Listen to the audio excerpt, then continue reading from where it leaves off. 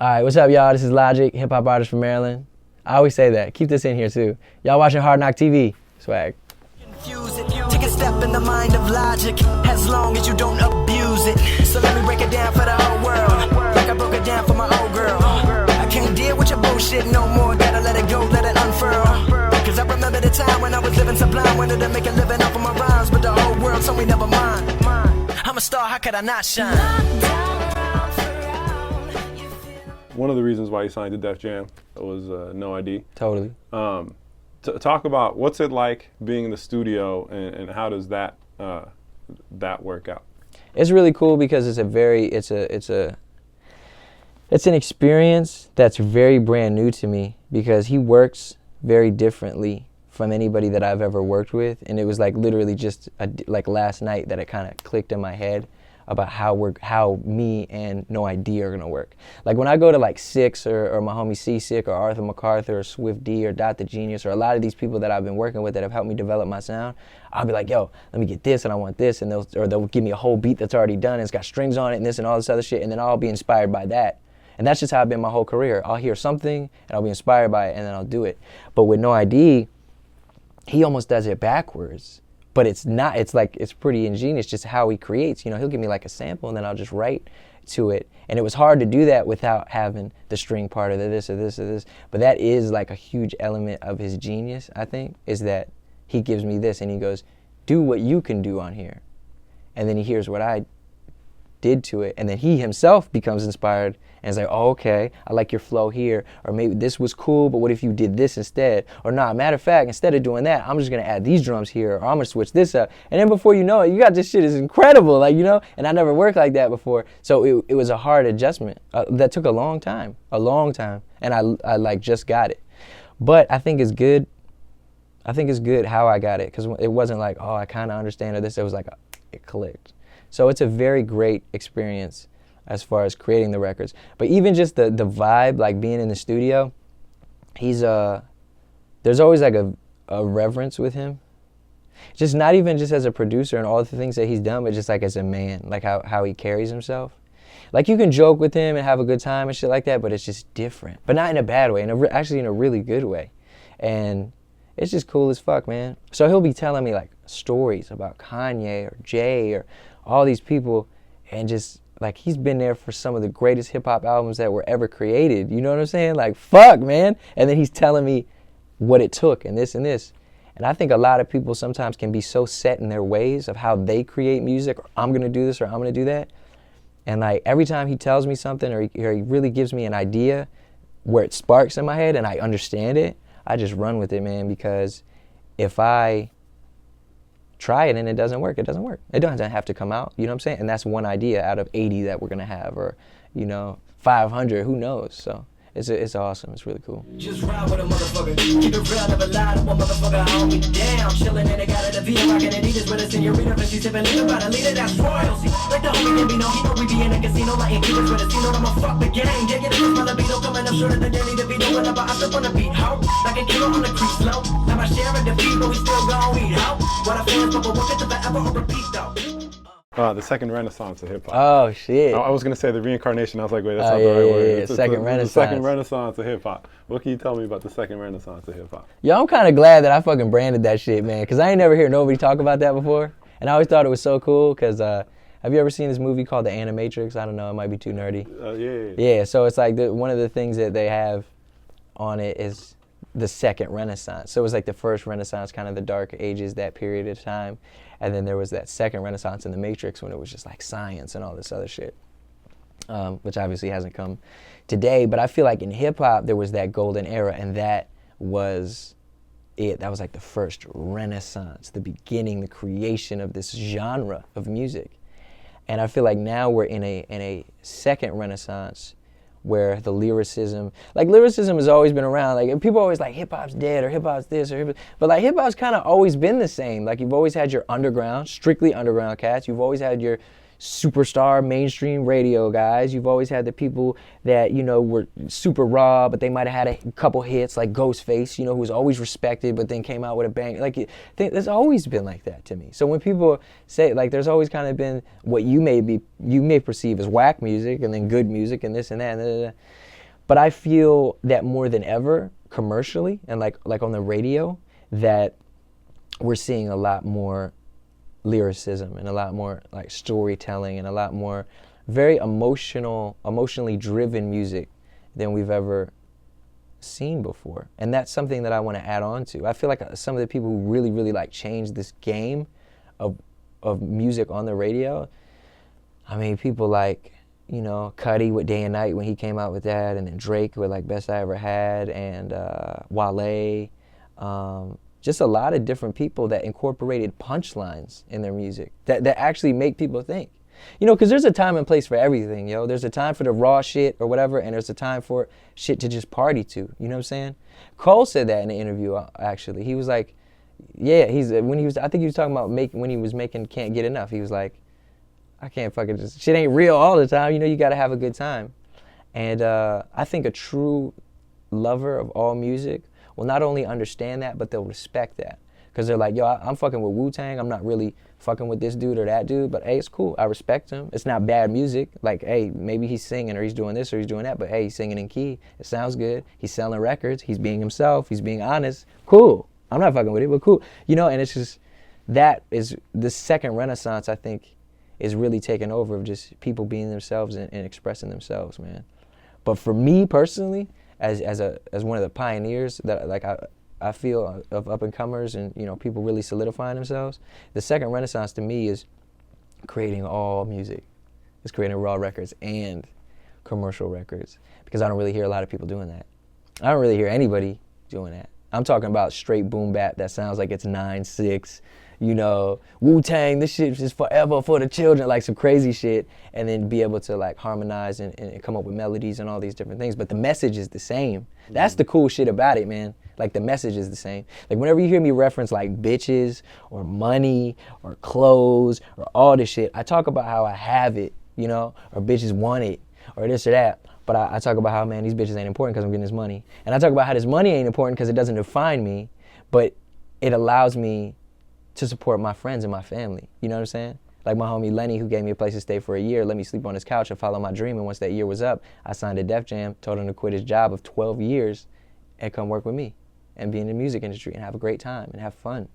Like, so that's what I love about it all. Okay. I want you to awkwardly look at Lenny. Lenny, say what's up. Set. Okay, so you got your cameo. I'm here with Six. Six is my in-house producer, so VMG, Rattpack all day, and we are at the studio where we're gonna be recording pretty much the whole album in LA at No ID spot. So Six, what can you tell me about working together? It's dope, man. Working together for like 4 years, 3 or 4 years. It's dope. I finally working on this album. No more mixtapes. How's the job that you were working on? Tight. Working on this crazy one last night. What's the sample? Some crazy like Indian sample. It's dope. Because you're Indian? I'm Indian. Are you originally from Maryland too, or how did you guys link up? Yeah, I'm from Maryland. Met him in DC at a beat competition that I was in. That was rare. Yeah. And you opened up, right? Yeah, definitely. Yeah, and he's probably one of the first ones to open, but like, he was dope, real dope. And then linked up on Twitter, went to his crib, like a week later, did stuff like the old tape, became homies, now we're here. Started from the bottom. Crazy. Yeah, no, it's cool, man. Like, working with Six is super dope, because like we were talking about earlier off camera, it's really dope when you keep the same people that you started your sound with, and just everything that you like work so hard to attain, instead of just getting a whole bunch of money and thinking, oh, I'm gonna be working on this album and I'm gonna go fucking pay the bed. Nah, it's just like just me and my homies. A couple of those guys though, you know what I'm saying? Like people that I've always wanted to work with, but I'm not just gonna go to, you know, some hot name just because he's hot. You know what I'm saying? When I got somebody here who could do pretty much damn near the same thing, you know what I'm saying? That's my homie. So it's really cool. One thing that I really like about Six though is that he's like a team player. Even if it like he produces shit on his own, that's dope. Don't need to do anything to it, is great. But he also is like really open to suggestion and even bringing other people in and, you know, letting other producers listen, or hey, what would you do, or do you want to add something to this, or just like, so that's one thing that I really admire, man, because most producers are just like, nah, it's my shit, ain't nobody else getting credit. But he's very like selfless that way, which is cool. It's like a blessing that I'm here, you know, so might as well, you know, take it all in. Like I'm like working with like idols and legends that like made me want to produce, and it's just crazy, like just to hear their input on a track I did. Like a producer's dream, honestly. Yeah, it's pretty dope. No idea heard this joint that we're working on called Faded. It was like, you know, I don't think I've heard Six. This is one of the best beats I've ever heard from Six.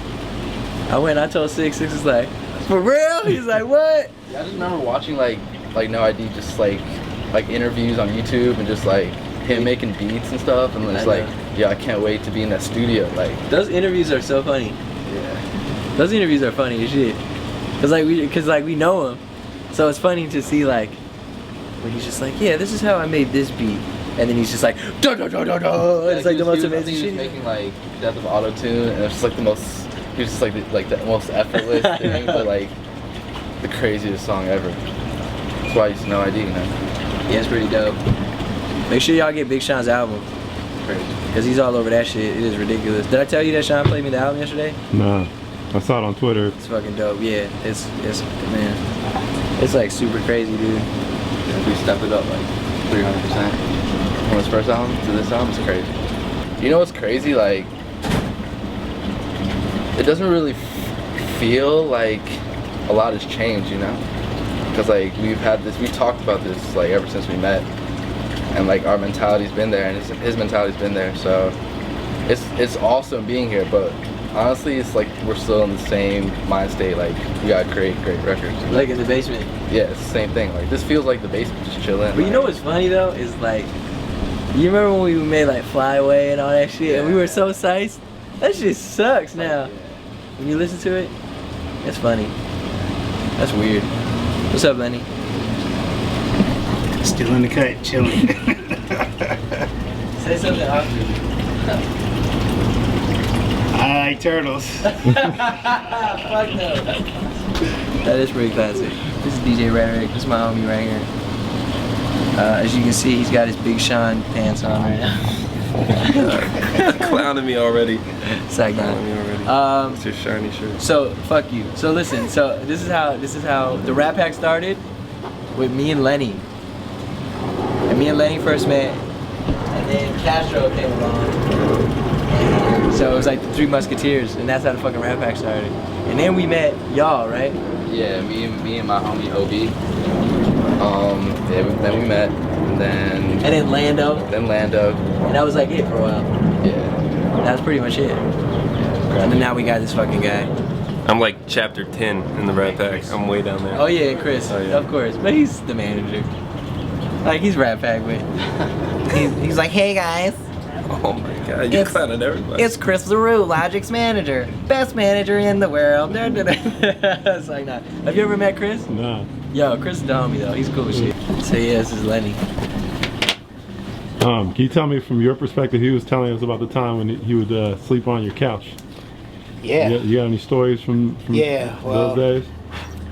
we had probably met about a year before that. Ran into some hard times and let him move in, and you know, I knew what he was pursuing, and not just as his friend, I really believed in him, in his talent. So we said, "Fuck it, man." We went for it, 100%. You know, and that's just how it started. You know, it was just me helping him out, and now we're here. Started from the bottom. Was he also the one that took you to buy the record, or was that somebody else? What record? The Roots record, Roots House. Nah, that was my homie Josh. Okay. Josh is serving 10 years in prison. Oh wow. Yeah, which is crazy. Which sucks. But shout out to you, man. That's my homie, man. And then there's Bobby, my engineer. Hey guys, it's Bobby Campbell. Talk for him. No, he did this shit. We was in the studio and we were doing it just another day. And I was like, yo, Bobby, man, will you do this just another day? Because it's like I do these episodes, these webisodes and shit. And he was like, yeah, sure, man. And I was like, all right, cool, just be yourself, whatever the fuck, right? And then he's like, okay. And he's looking at the camera. He's like, are you filming? And then Gravity, my camera dude, he's behind. He's like, yeah. He's like, what's up, guys? It's Bobby Campbell, Logic's engineer. I'm like, why are you talking like that, dog? I'm like, you I've don't never talk heard like. him like. You were there, right? I've never heard him talk. Hi, guys. It was funny as shit. Anyway, I'm just kidding. What's up, Bob? Take two. You want to reintroduce yourself? Sure. I'm Bobby, engineer for the great one and only Logic. Now, I'm grateful to be here. Glad to be a part of the team, the Rattpack, and the whole crew. It's pretty inspiring to see these guys come up from the bottom and do it all themselves. So That's what the episode should be called. Started from the bottom. started. Just have like a ticker. How many times we say that? How many times you say started? Ding. Started. Ding. Yeah, that's funny.